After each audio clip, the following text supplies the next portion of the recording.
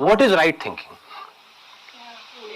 How successful people think, ऐसा कभी कोई सोचता नहीं है। ना इस टॉपिक के बारे में किसी स्कूल में बात करी जाती है, ना कॉलेज में बात करी जाती है, ना हमारे घर पे बात करी जाती है। बात क्या करी जाती है, पढ़ो लिखो, ये करो वो करो, फिर ये करो वो करो वो करो, मतलब इट्स ऑल अबाउट करो करो करो करो करो करो करो करो करो करो करो करो करो, हार्ड वर्क करो करो करो करो, पढ़ो पढ़ो पढ़ो पढ़ो पढ़ो पढ़ो, लगे रहो लगे रहो लगे रहो लगे रहो। तो ये क्या है अगर इसको देखा जाए तो? खच्चर।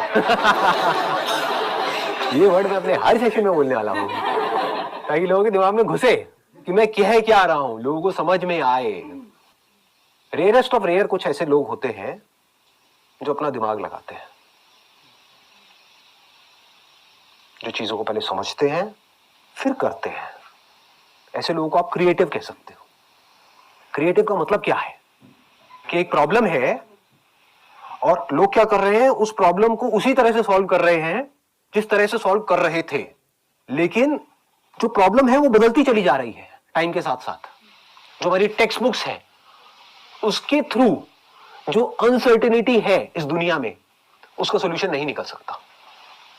जो भी आप स्कूल कॉलेज में पढ़ रहे हो, मतलब मैं वैसे बहुत स्ट्रांग वर्ड उसके लिए यूज करना चाहता था, लेकिन अगर थोड़ा पोलाइटली बोलूं तो वो सब बेकार है। कुछ इंफॉर्मेशन आपके अंदर फीड करी जा रही है बट उसका रियलिटी से कोई डायरेक्ट कनेक्शन नहीं है।